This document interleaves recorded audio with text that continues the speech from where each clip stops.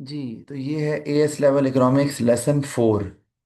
और इसमें हमने लास्ट जो टॉपिक किया था वो था physical capital versus human capital, उस पर बात हुई थी हमारी, और इसको हमने कवर कर लिया था। तो यानी कि ह्यूमन कैपिटल वर्कर्स की वो स्पेशल एबिलिटीज, वो यूनिक कैपेबिलिटीज जो हैं वो, उसको बोला जाता है ह्यूमन कैपिटल। अच्छा जी, आगे चलते हैं। Division of labour and specialisation, ये आप सबने पढ़ा ही हुआ है, इसमें इकोनॉमिक्स में भी पढ़ा हुआ है, ओ लेवल्स की, बिजनेस में भी ओ लेवल्स की ये मौजूद है। तो इसमें कोई ख़ास मुश्किल नहीं है इसको समझने में। तो मैं इसको आपको दिखा ज़रूर देता हूँ, लेकिन हमने स्पेशलाइजेशन को ज़रूर देखना है। थोड़ा सा तेज कर दूँ, थोड़ा सा। अच्छा, अब डिवीजन ऑफ लेबर, ये लिखा हुआ है यहाँ पे क्या, division of labour occurs when the whole production process is divided into smaller task and each task is given to a specialised worker to achieve efficiency. हम इसको ज़रा इंटरप्रेट ज़रूर करेंगे। डिवीजन ऑफ लेबर लिखा हुआ है यहाँ पे कि occurs when the whole production process. अब होल प्रोडक्शन प्रोसेस की हम एग्जांपल लेते हैं। जैसे है, टू होल प्रोडक्शन प्रोसेस है to provide education to students. अगर किसी यूनिवर्सिटी की या स्कूल की का प्रोडक्शन प्रोसेस ये है, ऑब्वियसली क्योंकि उन्होंने एजुकेशन प्रोवाइड करनी है, तो वो उसमें उसको स्मॉलर टास्क में कैसे डिवाइड करते हैं, क्योंकि होल प्रोडक्शन प्रोसेस तो यही है, to provide education to the students. तो स्मॉलर टास्क में इस तरह से कि they divide the production process into different classes और periods। ठीक है, और आगे जो लिखा है each task is given to a specialized worker, क्योंकि वहां पे there are various subjects students are supposed to study। तो आप उनके एजुकेशन प्रोसेस को डिफरेंट पार्ट्स में डिवाइड कर देते हैं, जो पीरियड हैं, क्लासेस हैं। और ईच क्लास अब एक टास्क बन गया, और each class is given to a specialised teacher, an experienced teacher, और a person who is an expert in that subject. तो बिल्कुल ये वैसे ही चल रहा है काम ये। और आगे टू अचीव एफिशिएंसी, और एफिशिएंसी की हमने पहले भी बात की हुई है कि एफिशिएंसी जो है ना, results into two positive aspects. और वो कौन कौन से हैं, कल बात हुई थी।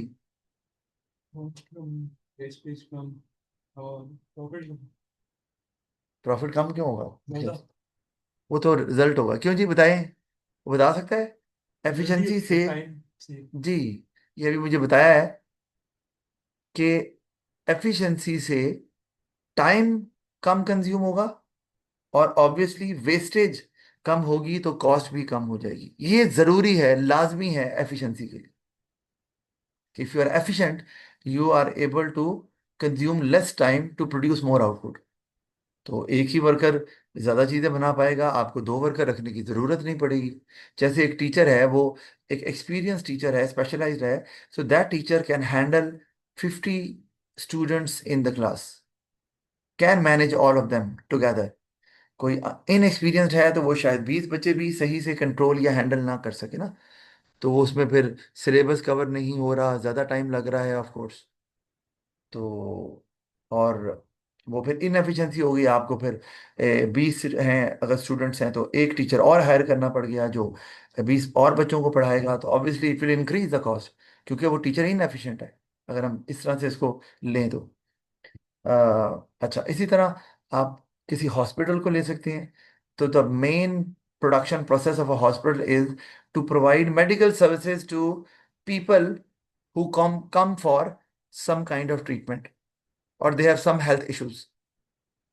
तो उसमें भी अब मेन काम तो यही है आपकी कि मेडिकल ट्रीटमेंट आपने करनी है, लेकिन उसको भी it is divided into different departments, उस प्रोडक्शन प्रोसेस को, कि ये स्किन का डिपार्टमेंट है, ये जी हार्ट का है, ये जनाब स्टमक को डील करते हैं, ये बच्चों के लिए हैं, वगैरह वगैरह। और वो each department is run by a specialised doctor, या वो ईच एरिया जो होता है मेडिकल फील्ड का, that will be dealt by a specialised doctor who is an expert in that medical field. तो स्किन स्पेशलिस्ट स्किन के patients को ही देखेगा, जारी बात है। हार्ट स्पेशलिस्ट हार्ट के पेशेंट्स को ही देखेगा। कोई न्यूरो सर्जन है तो दिमाग की सर्जरी से रिलेटेड जितने इश्यूज हैं वो उसी ने डील करने। तो ये भी आपने किया, और उससे एफिशिएंसी आ गई कि वो ज़्यादा पेशेंट्स डील कर पा रहा है, क्योंकि वो पेशेंट्स जल्दी से वो डिटेक्ट कर लेता है, डायग्नोज कर लेता है कि पेशेंट्स में क्या इशू है। तो ज़्यादा टाइम नहीं लगा रहा, तो ज़्यादा पेशेंट्स को देख रहा है, देख पा रहा है। तो इससे भी अब यहाँ पे ज़्यादा पेशेंट्स, क्योंकि सर्विस सर्विस बिजनेस के अंदर तो आउटपुट नहीं ना होती। सर्विस बिजनेस में तो यही होता है कि how many customers you can deal और यू कैन ट्रीट, अगर मेडिकल फील्ड की पर्टिकुलरली बात करें। तो वहां पर भी आपका टाइम भी बच रहा है, और you do not require other doctors in that particular field. Skin है या हार्ट की है या न्यूरो का डिपार्टमेंट है, तो उसमें भी आपकी कॉस्ट बच रही है। You are paying only to one doctor in a particular department. जैसे हम कभी हॉस्पिटल में जाते हैं तो वहाँ हम पूछते हैं स्किन के डॉक्टर कौन बैठते हैं, इसका मतलब उस डिपार्टमेंट को वही हैंडल कर रहे हैं। और जी हार्ट के कौन बैठते हैं, और जी जनरल फिजिशियन कौन है। अच्छा, बहरहाल तो वो एफिशिएंसी के लिए, बहरहाल आपको ये समझ है। तो अब वो, अब ये जैसे यहाँ पर ये ठीक है कि हर काम के लिए एक अलग वर्कर को हायर किया गया है, और overall they work as a team and they provide the whole service, या they complete the whole production process. कोई कंस्ट्रक्शन का काम भी है तो हर वर्कर अपना काम कर रहा है। अगर कोई वर्कर अपना काम नहीं करेगा, कोई एक भी, तो वो प्रोडक्शन प्रोसेस कंप्लीट नहीं ना हो सकता। चाहे वो ईंटें उठाने वाला मजदूर ही क्यों ना हो, ठीक है ना। कि अगर if the bricks are not being sent to the roof top, तो फिर वो आगे फर्दर कंस्ट्रक्शन कैसे होगी।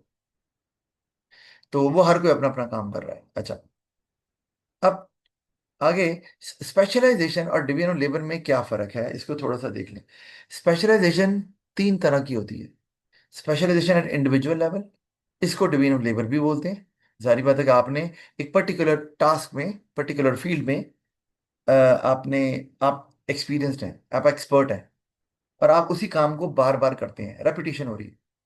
ये इंडिविजुअल लेवल पर काम है, जैसे मैं कर रहा हूँ जी, कि मैं बिजनेस पढ़ा रहा हूँ, या चलो इकोनॉमिक्स भी पढ़ा रहा हूँ स्टिल, तो स्टिल ये इसको स्पेशलाइजेशन हम बोल सकते हैं। I am not teaching any other subject. तो वो डिवीजन ऑफ लेबर में ही आएगा। और जो मैंने एग्जांपल्स आपको दिए हैं हॉस्पिटल की, स्कूल की, वो भी डिवीजन ऑफ लेबर ही है, यानी कि स्पेशलाइजेशन एट इंडिविजुअल लेवल इसको बोलेंगे। अच्छा, जैसे कि ये हमें नजर आ रहा है कि यहाँ पर अगर फर्ज किया कि कोई जूस फैक्ट्री है, तो उसमें अगर वो सारे प्रोसेसेस खुद ही कर रहे हैं, और पूरा उनका फार्म भी उनका अपना है और फैक्ट्री भी उनकी अपनी है, तो वहाँ पर हार्वेस्टिंग भी हो रही है। फिर आप उसमें फ्रूट्स जो अच्छे हैं उनको डिलीवर किया जा रहा है, फिर उनकी सॉर्टिंग हो रही है, कौन से फ्रूट्स जो हैं वो फ्रेश हैं और साफ हैं, अच्छे हैं, ख़राब तो नहीं है, रोटन तो नहीं है। फिर उनको वॉशिंग हो रही है उनकी, और इसी तरह फिर ये सारे प्रोसेसेस। उसके बाद फिर अगर फर्दर आगे जाएं, तो एप्पल जूस प्रोडक्शन कैसे बना रहे हैं, वो क्रशर है, कॉन्सेंट्रेट वो कर रहे हैं, पैकेजिंग है, डिलीवरी है जूस, फिर इस तरह से वो they are available in the shops also. तो ये सब काम हर बंदा अलग अलग हायर किया है जो ये काम कर रहा है। फ्रूट पिकर्स भी होते हैं, जो मार्केट से, अगर आपका फार्म नहीं है तो वो मार्केट से खुद पिक करते हैं कि फ्रूट्स कौन से लेने हैं, because they have sound knowledge कि कौन से फ्रूट्स मीठे होंगे, कौन से ज़्यादा अच्छे हैं। हम तो बाद का धोखा खा जाते हैं ना, because we are not experts. Ready वाला हमें चूना लगा देता है। तो बात ये इंडिविजुअल लेवल पे काम हो रहा है, ठीक है, डिवीजन लेबर है ये। अच्छा, दूसरा है स्पेशलाइजेशन एट रीजनल लेवल, जैसे सियालकोट, मरी, चिन्योट। सियालकोट किस लिए मशहूर है, आपने पढ़ा हुआ है ना ज्योग्राफी में। सियालकोट एक पर्टिकुलर रीजन की बात हो गई है। Sialkot is famous for sports items, वैसे सर्जिकल आइटम्स के लिए भी मशहूर है, ठीक है। और वहां से, बल्कि सियालकोट से तो जो फुटबॉल का वर्ल्ड कप भी होता रहा है, उसमें पाकिस्तान से फुटबॉल जो है ना वो जाते रहे और यूज होते रहे। तो दे आर स्पेशलाइज, एक वो आप उस रीजन की बात कर रहे हैं, ठीक है। अच्छा, फिर मरी obviously it is actually famous for tourism, आप तो बैठे हो इसमें, टूरिज्म के लिए वो मशहूर है, और वो उसी में स्पेशलाइज्ड है, जारी बात है। वहाँ कोई फैक्ट्रियाँ थोड़ी लगी हुई हैं कि काम हो रहे हैं। इसी तरह चिन्योट की बात करें आप, छोटा सा शहर है, पुराना शहर है, लेकिन वो भी फेमस है फॉर लग्जूरियस फर्नीचर मेकिंग। और चिन्योट की, अगर आप चिन्योटी को फर्नीचर देखेंगे, वो महंगा भी होगा और मशहूर है, और वो होगा भी बहुत अच्छा, एक्सपेंसिव।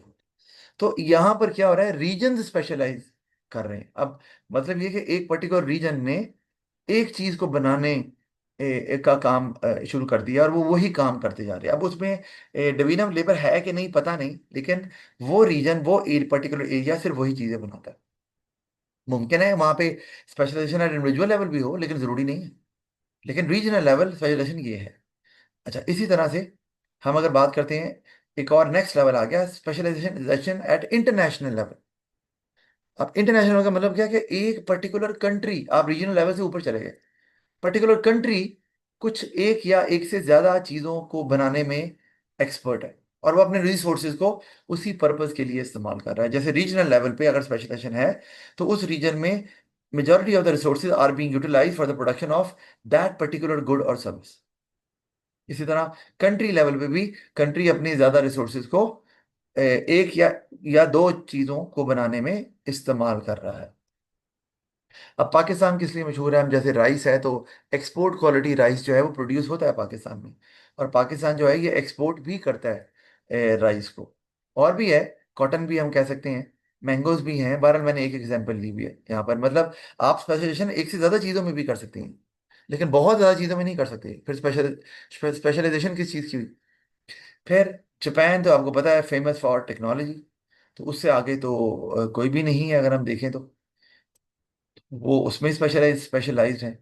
अच्छा, इस तरह इटली है, वो Italy specialise for various brands, जैसे प्राडा है, अब बहुत मशहूर ब्रांड है, अरमानी जीन्स है, और इसी तरह आपके पास गुची है। तो ये आपको पता है, ये डिफरेंट आइटम्स के लिए कपड़े भी इसके अंदर आ जाते हैं, तो परफ्यूम भी आ जाते हैं। तो अब ये बहुत एक्सपेंसिव, यानी कि ये मशहूर है बहुत लग्जूरियस आइटम बनाने में। तो उसमें फिर ये हम इनको ले लेते हैं, ये भी स्पेशलाइज्ड है उसके अंदर। अच्छा, तो ये है। और इसी तरह बुगाटी आपको पता है, ये तो फेमस कार है, स्पोर्ट्स कार, वेरी एक्सपेंसिव। इसी तरह से फरारी है, ये भी, यानी कि ये नाम आपने सुने हुए हैं, और सारे इटली के हैं ये। और कितनी महंगी चीज़ें ये मिलती हैं, हम तो अभी हमने बाय भी नहीं की, वैसे तो बाय करनी भी नहीं चाहिए वैसे, लेकिन बहरहाल ये they are meant for certain people who want to show that they belong to a certain social class. तो उनके लिए ये स्टेटस सिंबल के तौर पे काम करता है कि भाई हम आपकी कम्युनिटी में से नहीं है, हम अपर क्लास में से हैं। तो वो फिर उस इस सिंबल को, ब्रांड को एज अ सिंबल इस्तेमाल करते हैं to tell people without saying anything. अच्छा, तो ये भी है इंटरनेशनल। अच्छा, अब जल्दी से देख लें advantages of division of labour या स्पेशलाइजेशन। मोर और लेस सेम ही होती हैं इनके एडवांटेजेस या डिसएडवांटेजेस। जैसे workers less likely to make mistakes resulting in lower average cost. अच्छा, आप कह रहे हैं वर्कर्स कम मिस्टेक करेंगे तो उससे कॉस्ट कम होगी, ये मैंने लिख तो दिया है। तो मिस्टेक कम करने से कॉस्ट कम क्यों हो रही है, ये मेरा सवाल है। क्योंकि when you will be developing your point, you need to develop it extensively. क्योंकि पर क्योंकि वेस्टेज कम बड़े होगा, क्वेश्चन होते हैं ना, 8 वाले, बारह मिस्टेक्स। वाले। हम बाद में क्वेश्चन पे भी बात करेंगे कैसे अटेम्प्ट करना है, जब ये टॉपिक खत्म हो जाएगा। जी इम्तिशाल बोले। मैंने कहा कि सर लेस मिस्टेक्स होंगे तो उससे वेस्टेज कम होगा। जी, वेरी गुड। कि मिस्टेक्स अगर कम होंगी तो वेस्टेज कम होगा, आपको रीवर्क की कॉस्ट नहीं पड़ेगी, तो ऑब्वियस सी बात है एवरेज कॉस्ट भी कम हो जाएगी। बिल्कुल ठीक है। फिर less time taken by workers to complete the job, ये भी समझ आती है। अगर वर्कर्स कम टाइम ले रहे हैं जॉब कंप्लीट करने में, वो मान लिया कि कम टाइम ले रहे हैं, ठीक है, क्योंकि उन्हें वो काम पता है कैसे करना है, they do not need to think over it again and again. और जब रीवर्क भी नहीं करना पड़ रहा तो तभी भी काम जल्दी हो रहा है। इसका फायदा क्या है, इसको डेवलप कैसे करें? आप कोई और बताए आप के अलावा। जी, क्यों जी, कैसे करेंगे डेवलप? टाइम कम लग रहा है स्पेशलाइजेशन में, तो फायदा क्या हुआ? जल्दी जो डिमांड है मीट करनी। ओके, यानी कस्टमर्स को they won't have to wait for long, they will always get the products whenever they need it because they are always available at the places from where they buy। Shops में available हैं, क्यों? क्योंकि जब भी demand बढ़ती है, customers fast हैं, efficient हैं, वो जल्दी चीज़ें बनाकर दे देते हैं। बिल्कुल ठीक है, ऐसे ही है। अच्छा, ये हो गई बात। फिर थर्ड आ गया, higher goods and services can be produced. अब ये भी हमें समझ आती है, आउटपुट ज़्यादा बन रही है, तो ऊपर भी लेस टाइम, ज़्यादा बनेगी तो ज़्यादा बिकेगी, ज़्यादा बिकेगी तो प्रॉफिट ज़्यादा हो। अच्छा, ये भी हमें समझ आती है, आसान है। Standardised goods as machines can be effectively used. क्योंकि अगर आप एक ही काम को कर रहे हैं and the work is of repetitive nature, तो एक ही काम को बार बार सबसे अच्छा कौन करता है? मशीन्स। ठीक है, they are program to do so. हाँ, वैरायटी ऑफ वर्क है तो मशीन के लिए थोड़ा मुश्किल हो जाता है। तो वैसे अब वैसे एआई तो आ रहा है, आगे अब है, तो वो अब वैसे वैरायटी भी एड्रेस कर रहा है इसको। बहरहाल ऑर्डिनरी मशीन तो ये काम नहीं करती। अ, लेकिन अब उसमें स्टैंडर्डाइज गुड्स होती है। मैं आपको बताता हूँ, जैसे आप चैट जीपीटी को ले लो। अब चैट जीपीटी जो है वो एक सॉफ्टवेयर है, मान लिया। लेकिन चैट जीपीटी में प्रॉब्लम क्या है? अगर आप चैट जीपीटी से हेल्प लेके आंसर लिखते हो ना, तो वो फौरन पकड़ा जाता है। पता है क्यों? उसकी वजह, यानी कि ये मैं आपको एक नुकसान के तो, फायदा कह लो नुकसान कह लो, मैं नुकसान भी बता रहा हूँ उसमें। वो क्या? क्योंकि उसका आंसर हमेशा एक स्टैंडर्ड फॉर्म में होता है। जैसे बुक में एक स्ट्रक्चर होता है लिखने का, कि वो बच्चे का एक्सप्रेशन नहीं होता। उसमें बाद का कुछ हैवी वोकैबुलरी के वर्ड भी इस्तेमाल हो रहे होते हैं। तो वो उसको उसमें फर्क नहीं कर सकता।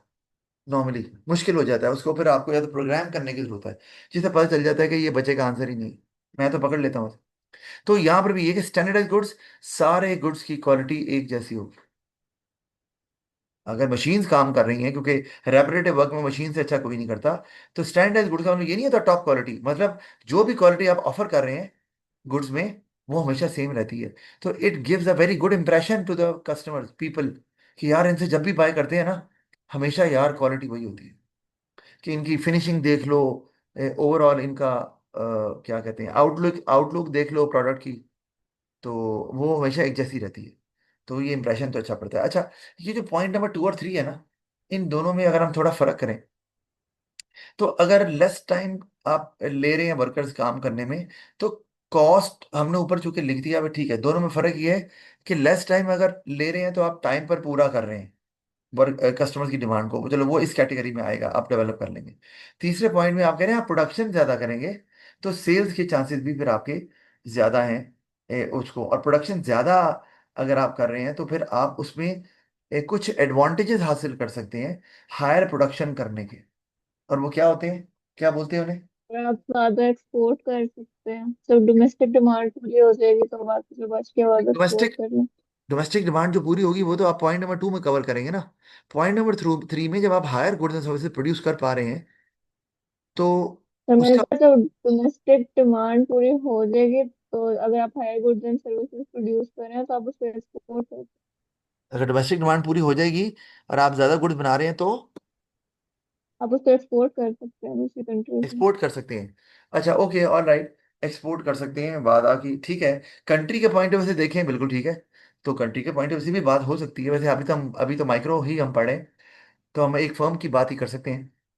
लेकिन मैक्रो में अगर आप लिखना चाहें तो लिख सकते हैं। वैसे तो अगर आप वैसे सवाल में लिख रहे हैं तो ये वैलिड पॉइंट होगा, एग्जामिनर इसको काट नहीं सकता अगर एग्जामिनर ने किसी फर्म की बात नहीं की हुई। अगर जनरल बात की हुई तो बिल्कुल लिखा जा सकता है। अच्छा, हायर गुड सर्विसेज अगर आप प्रोड्यूस करेंगे ना, तो आपको इकोनॉमीज ऑफ स्केल अचीव होगी। ये आपने पढ़ा हुआ है। These are the advantages which are associated with large scale production. क्योंकि जब आप बल्क में प्रोड्यूस करेंगे, ज्यादा प्रोड्यूस करेंगे, तो आप बल्क में बाय भी करेंगे। जब बल्क में बाय करेंगे रॉ मटेरियल, तो सप्लायर आपको डिस्काउंट देगा, और उससे आपको हेल्प मिलेगी। उस तरह से भी आपकी कॉस्ट कम होती है। अच्छा, अब आप ये देखो, पॉइंट नंबर 1 में भी एवरेज कॉस्ट, हम एंड पे एवरेज कॉस्ट को कम किया हमने, और पॉइंट नंबर 3 में भी एवरेज कॉस्ट को कम कर रहे हैं। तो आपके सर ये तो एक ही पॉइंट हो गए। ये बिल्कुल एक पॉइंट नहीं है। एग्जामिनर इसको 2 पॉइंट कंसिडर करेगा। क्यों?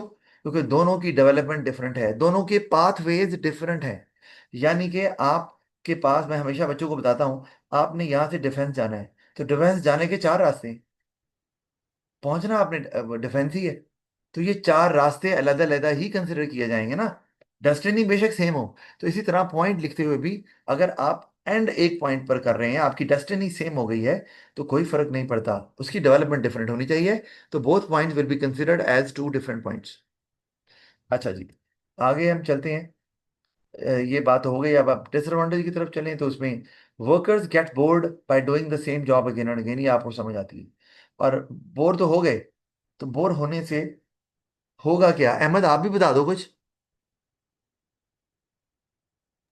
सर अगर वर्कर्स बोर होंगे तो वो ज़्यादा अच्छे से काम नहीं करेंगे और उससे फिर वर्क एफिशिएंसी उनकी डिक्रीज होगी और उससे फिर वो हमारे वो goods and services slowly output हमारी डिक्रीज होगी और हमारे कंपेटिटर्स से हम पीछे आ सकते हैं। जी बिल्कुल सही है।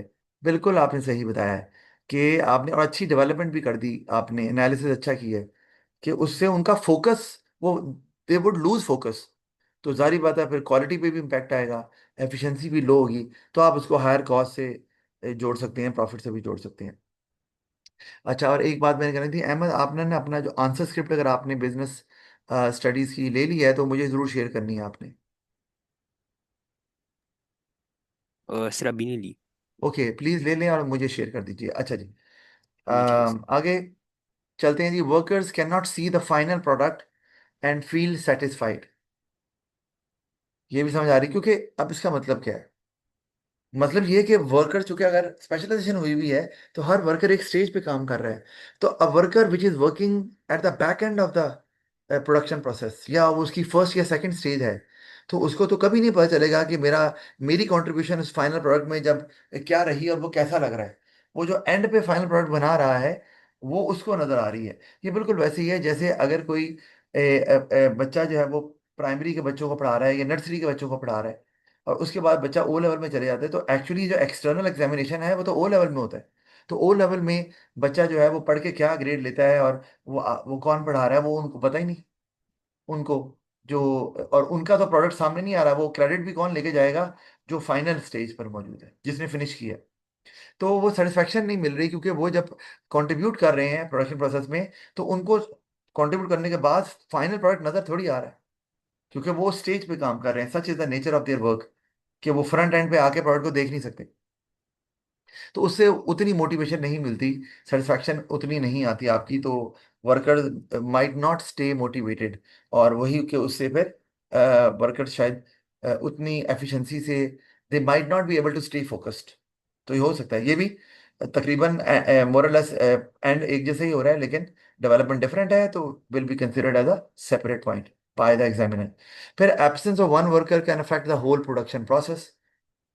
ये तो समझ आती है हमें कि भाई एक वर्कर, अब स्पेशलाइज सारे हो गए हैं, अब nobody can do the job of some other worker because they are specialised. तो जैसे मैंने ना अकाउंटिंग पढ़ी हुई है, कभी पढ़ाई भी है अकाउंटिंग एक जमाने के अंदर, लेकिन वो बस छोड़ दी। अब छोड़ दी तो कितने साल गुजर गए। अब मुझे नहीं आती अकाउंटिंग, सीधी बात बता रहा हूँ आपको। मुझे अकाउंटिंग नहीं आती, पढ़ी हुई है। तो इसीलिए अब मुझे कोई, अब मैंने स्पेशलाइजेशन कर ली।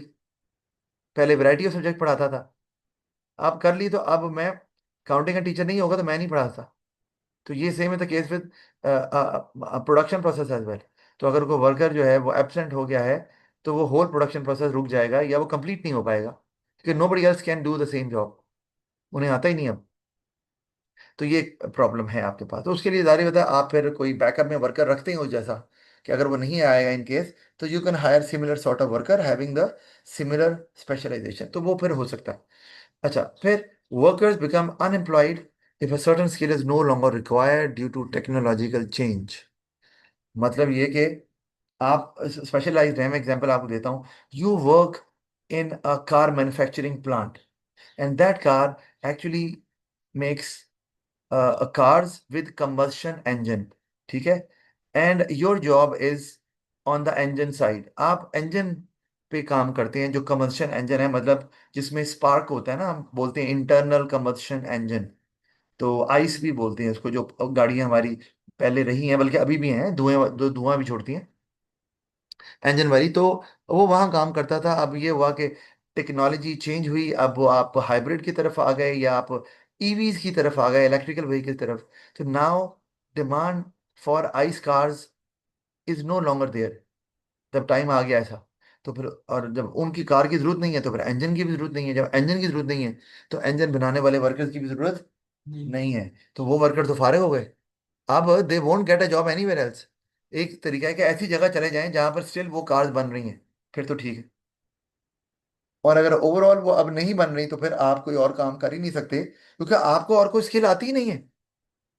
आपने 25 साल 30 साल एक ही स्किल को सीखा और उसी को यूज किया। तो अब आप 50 60 साल के हो गए हैं, तो अब आपको कहें जी शिफ्ट करें, नई स्किल लर्न करें, it's very difficult in your old age to learn new skills. तो और क्योंकि एक एज होती है ना लर्निंग की, जिसमें आप सीख रहे हैं, जैसे आप सीख रहे हैं, आपके लिए सीखना आसान है। मैं अपनी बात करूं, मेरे लिए सीखना मुश्किल है। आप जल्दी लर्न कर सकती हैं, मेमोरी में रिटेन भी कर सकती हैं। अच्छा, तो ये एक प्रॉब्लम है। तो वो फिर अनएम्प्लॉयमेंट में भी परमानेंट नेचर की हो जाएगी, और वो person might not get a job anywhere else, permanently unemployed हो जाएगा वो तो। अच्छा जी, done, we are done with it. आगे आ गया जी, ये तो इजी था। Role of the entrepreneur in contemporary economies. Contemporary समझते हैं वर्ड? कंटेम्पररी का मतलब है मॉडर्न इकोनॉमीज। एक है ट्रेडिशनल इकोनॉमीज, पहले थी, अब आजकल इतनी चेंजेस आ गई हैं इकोनॉमी में, तो उसमें हमने देखना है कि एंटरप्रेन्योर क्या रोल प्ले करता है। अच्छा, एंटरप्रेन्योर ऑब्वियसली रिस्क लेता है, ये तो हमें पता ही है, उसके बगैर तो बिजनेस चलता ही नहीं है। और वो ऑर्गेनाइज करता है सारे फैक्टर्स ऑफ प्रोडक्शन को टू प्रोड्यूस गुड्स और टू प्रोवाइड सर्विसेज, ये हमें पता है, ठीक है, इसमें तो हमें कोई प्रॉब्लम नहीं है। अच्छा, वो क्या करते हैं जी, दे एंटिसिप they take risk and they organise factors of production, और they anticipate current and future needs and wants. क्या मतलब कि whatever the needs and wants of the people, अगर वो चेंज हो रही हैं, तो आप उनको प्रिडिक्ट करते हैं और फिर उसके मुताबिक चीजें बनाना शुरू कर देते हैं। इससे क्या होता है, they make the life easier for people, कि अब वो जमाना गुजरने के साथ साथ अब वो जो चीज मांग रहे हैं दे आर अवेलेबल, ठीक है, वो मार्केट में मौजूद है। जैसे गाड़ियों, पाकिस्तान में गाड़ियां एसयूवीज वगैरह क्रॉस ओवर इतनी आ गई, क्यों आई? क्योंकि एंटिसिपेट कर लिया सारे कार ब्रांड ने कि यहाँ पर मार्केट है और लोग ये गाड़ियां मांग रहे हैं। वरना आप ये यकीन करो, हम जो रेस्ट ऑफ द वर्ल्ड थे बहुत पीछे थे। मतलब हमारे पास जो गाड़ियां इस्तेमाल होती थी बाहर, तो बहुत हाईटेक गाड़ियां इस्तेमाल हुआ करती थी, लेकिन अब वो नहीं रहा। अब जो है वो, उसमें चाइना की भी काफ़ी मेहरबानी है। तो अब हमारी गाड़ियां जो है वो मैच कर रही हैं उन गाड़ियों से जो बाहर प्रोड्यूस हो रही हैं और लोग एंजॉय कर रहे हैं। तो हमारा स्टैंडर्ड लिविंग भी बढ़ रहा है, तो ये एंटरप्रेन्योर्स की वजह से ही है। और हमारी जब भी कोई नई नीड होती है तो उसको फौरी पूरा किया जाता है, क्योंकि एंटरप्रेन्योर्स ने तो प्रॉफिट अर्न करना है। तो इसलिए जो भी चेंजिंग नीड्स हैं वो उनको कंसिडर करते हैं, आइडेंटिफाई करते हैं, और उनको फिर एड्रेस करते हैं वाइल मेकिंग द प्रोडक्ट। तो we as customers always get up to date products, latest products, and we keep on improving our living standard by using those products, तो वो ये फायदा हो रहा है। अच्छा, अब क्वालिटीज जरा देख लेते हैं। तो ओवरऑल तो हमें पता है, लोगों की जिंदगी इससे आसान हो गई, एंटरप्रेन्योर ने ये काम किया। Qualities a successful entrepreneur must possess, वो क्या है जिसमें वो एंटरप्रेन्योर कामयाब हो, उसका बिजनेस फेल ना हो जाए। ये भी आपको हमने बिजनेस स्टडीज में बहुत पढ़ा हुआ। तो मैं अगर पूछ लूं आपसे थोड़ा थोड़ा सा, अहमद जरा एक पॉइंट तो बताओ, कौन सी quality? Sir, he should be a good communicator so that he good, can be all able to write all right, convince बिल्कुल सही, एंड गुड कम्युनिकेटर, मतलब कि he must be able to instruct the employees clearly, otherwise employees won't be able to know कि उन्हें क्या करना है, what is expected from them, और वो शायद दे माइट मेक मिस्टेक्स, और they might do a job in a way which was not accepted or which was not expected as well। तो वो एक्सेप्टेड बाय द कस्टमर, या वो expected by the owner के, यार ऐसे काम नहीं करना था। एनीवे anyway, तो ये बिल्कुल होता है। और कम्युनिकेशन में फिर ये भी है कि you might need to communicate with the bank as well. You might need to convince the bank manager to get a loan. अगर आप कन्विंसिंग नहीं है, आपकी कम्युनिकेशन अच्छी नहीं है, तो फिर you may have to communicate to your customer, to your supplier. तो कितना इंपॉर्टेंट है, आप इमेजिन कर सकते हैं। You might not get raw material at all from your supplier if you are not clear what is required. और customer को अगर आप नहीं कम्युनिकेट कर रहे हैं, तो वो, और कस्टमर जो है वो ends up buying a product which was not needed, तो वो तो फिर नाराज होके जाएगा, एंड आपसे कभी भी बाय नहीं करेगा। बिल्कुल सही है। अच्छा, और इम्तिशाल आप बता दो एक। तो इनोवेटिव होना चाहिए। क्या चीज? इनोवेटिव होना चाहिए इनोवेटर एंटरप्रेन्योर। या इनोवेटिव आइडियाज, बिल्कुल सही है कि ये वो उसको, it makes a business stand out among other competitors. तो बिल्कुल सही है। और आप डिफरेंशिएट कर पाते हैं कि जी हम कुछ ऐसा दे रहे हैं जो बाकी नहीं दे रहे। बिल्कुल सही बात है। तो और ये बिल्कुल सक्सेसफुल बनाता है। और तीसरा क्या हो सकता है जी, ये इनसे पूछ लेते हैं। सेल्फ कॉन्फिडेंस, ये बड़ा जरूरी है कि whatever project you are doing, you need to be confident कि ये हम कामयाब होंगे। और इवन अगर आपका वो प्रोजेक्ट स्टार्ट में अच्छा नहीं जा रहा और देर आर एडवर्स सर्कमस्टांसेस, तो still you are confident, you stay positive कि नहीं भाई, हम इसे कंप्लीट करेंगे। क्योंकि अगर आप शेकी हो गए तो आपके एम्प्लॉयज तो फिर बिल्कुल ये जी, मालिक जी यही अगर श्योर नहीं है कि ये अचीव होगा, तो फिर हमें काम करके काम मिलना है, तो एनर्जी ड्रॉप कर जाएगी एम्प्लॉयज की। तो ये बिल्कुल इंपॉर्टेंट। अब let's have a look at the other qualities, और वो भी जो कि आपने डिस्कस की है। Must be creative and innovative, बिल्कुल हमने ये बात देख ली है। फिर मस्ट हैव लीडरशिप क्वालिटीज, इस पे हम बात अभी करते हैं। लीडरशिप क्वालिटीज, मैंने शायद लीडर की बात की भी आपसे, कि there is a difference between a leader and a manager. बताया था ना मैंने? क्या था भला? कुछ याद है? सर के वो उनको आइडियाज उनके इनकरेज करे और उनको मोटिवेट करे काम करने के लिए वगैरह, हाँ जी जी। ये, इंस्पायर करे। जी जी जी जी जी, leader is a role model. Role model, leader inspires other workers. तो leader does not need to be authoritative, उसे ऑर्डर देने की जरूरत नहीं है। Workers are so inspired by the personality of the leader, या by the communication, by the hard work shown by the entrepreneur, या और कोई क्वालिटी उसकी है, by the honesty of the leader, कि वो फॉलो करते हैं वो उनको। तो ये इंपॉर्टेंट है, क्योंकि इसमें फिर आपके लिए मोटिवेट करना वर्कर्स को बहुत आसान हो जाता है, because they always look up to the leader whenever they are in trouble, और they are not able to perform their task. तो वो दे स्टे कॉन्फिडेंट। बिल्कुल सही। अच्छा, रिस्क टेकर, ये तो चलो समझ आती है, बगैर रिस्क, ये बल्कि ये तो एक हम यूज भी करते हैं ना, एक लाइन के, greater the risk greater will be the return. सीधी सी बात है। तो आप रिस्क बड़ा नहीं लेंगे, इलॉन मस्क ने बड़े बड़े रिस्क लिए, पहले भी बात की है। रॉकेट लॉन्च कर रहा है तो रिस्क ले रहा है, इससे बड़ा रिस्क क्या होना है? इतने पैसे लगते हैं, और वो तबाह हो ही जा रहे हैं, तो फिर वो रिस्क ले लेके कहाँ चला गया? तो रिस्क छोटा लेंगे तो फिर रिटर्न भी छोटा ही मिलेगा। हाँ, उसमें ये है कि सर्वाइवल तो आपका रहेगा, रिस्क, लेकिन ये कि रिटर्न आपका फिर थोड़ा, सारी जिंदगी थोड़ा ही रहेगा। अच्छा फिर, लेकिन ऑब्वियसली रिस्क टेकर का मतलब ये नहीं है कि आप ऐसे दीवार से टकरे मारना शुरू कर दें। ऑब्वियसली हम पहले भी बताया था कि there has to be a calculated risk. आपको पता है कि अच्छा हम इस तरह से करेंगे तो ये है, ठीक है, तो फिर आप, there are more chances that you are likely to succeed. Must have ability to take initiative. हाँ, कि आप अगर पहला स्टेप लेते हैं तो आप कह लें कि आप स्टैंड आउट करेंगे कंपटीशन। जैसे मैं एग्जांपल देता हूं, कि अगर आप इनिशिएटिव लेते हैं, must have ability to take initiative, कि कोई और नहीं कर रहा, मैं करूंगा। इलॉन मस्क ने भी यही किया। जैसे अगर मैं नाम लेता हूं, मैं कहता हूं जी योगर्ट, तो आपके जहन में कौन सा ब्रांड आता है? जी बिल्कुल, नेस्ले। ठीक है। मिनरल वाटर में भी नेस्ले, क्यों? Because they were the first one two launch such a product in Pakistani market. अब वो एडम्स का और वो बाकी और भी आ गए हैं अब तो ब्रांड। इसी तरह से मैं आपको तो ये, इसी तरह हम बोलते हैं, जैसे कहते हैं जी पैम्पर। अब pamper is not a product. और आपको पता है कि टीवी शोज में आप, you are not allowed to name the brand of the company unless and until they sponsor it. अगर तो उन्होंने पैसे दिए हैं तो लेंगे, नहीं दिए हुए तो आपको बिल्कुल अलाउड नहीं होता कि आप लें। लेकिन मैंने खुद सुना है कि होस्ट के मुंह से टीवी पर नाम लेते हुए पैम्पर। अब pamper is not a product, pamper is a brand name of a product. Product क्या है? हाँ जी, प्रोडक्ट है डाइपर। लेकिन हमें पैम्पर क्यों याद है? हम बोल देते हैं पैम्पर ही, ठीक है।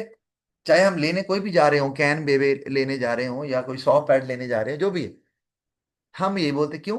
Again, advantage of being the first one in the market. तो भाई वो नहीं, फिर वो जो एडवांटेज आपका बनता है, वो किसी और का एडवांटेज उस तरह से बन ही नहीं सकता, पॉसिबिलिटी नहीं। तो ये भी एंटरप्रेन्योर में होनी चाहिए, तो वो लाइकली टू सर्वाइव है। क्योंकि फिर कंपटीशन हो भी जाएगा तो स्टिल जो लोग हैं वो, they would stick to the same brand, same product, और दूसरा को बाय ही नहीं करेंगे। अब जैसे आप पेप्सी कोक को ले लें, ऑब्वियसली ये कब से चल रहे हैं, अब इनके अलावा तो कोई ऑल्टरनेटिव था ही नहीं। अब जाके आया ना कोला नेक्सो, कुछ अर्सा पहले, या गोरमे कोला ने निकाला है। तो आप ये यकीन करो, कोला नेक्सो, खैर उन्होंने बहुत हैवी एडवर्टाइजमेंट की थी, सवा कमर को लिया, हुमायूं सईद को लिया कुछ साल पहले, लेकिन फायदा कोई नहीं हुआ। और अच्छी एडवर्टाइजमेंट थी। लेकिन मैंने कुछ बच्चों से पूछा भी, बेटा आपने कोला नेक्स इस्तेमाल, कोला नेक्स कैसी है? उन्होंने कहा सर पता नहीं। मैंने कहा क्यों? कैसे सर हमने इस्तेमाल ही नहीं किया। यानी कि आपको लगे भी कि नया ब्रांड आया, because you are so loyal with the first brand which was launch in the market, आप वही बाय कर रहे हो, एक टेस्ट डेवलप हो गया वही ले जा रहे हैं, दूसरे को आप बॉदर ही नहीं कर रहे हो। सर अच्छा, अच्छा वो जब ये गजा वाला मामला सारा सीन हुआ, तो वो पैट्रियटिज्म जागा हमें, थोड़ी देर के लिए जागता है, बहरहाल, तो वो जागा तो फिर वो कोला नेक्स्ट एकदम इन हो गई, उन्होंने भी ऐड चलाया और बल्कि कहा ये पाकिस्तानी ब्रांड है। अब उन्होंने पैट्रियटिज्म की गेम में आ गए और कोला नेक्स की सेल शुरू हो गई। तो मैंने भी एक दफा कोला नेक्स ले ली, कभी बाय नहीं की, मैंने पी तो मुझे लगा, मैंने कहा "अरे, बुरी नहीं है"। तो yes, it was not bad. हाँ चले पेप्सी कोक के मुकाबले की नहीं है, लेकिन बुरी नहीं है। तो ये हमें बाद में पता चला। तो ये आप देख सकते हैं कि भाई एक प्रोडक्ट जो शायद ज्यादा अच्छा हो, फिर भी लोग जब ले ही नहीं रहे उसके उसको, तो वो बिकेगा कैसे?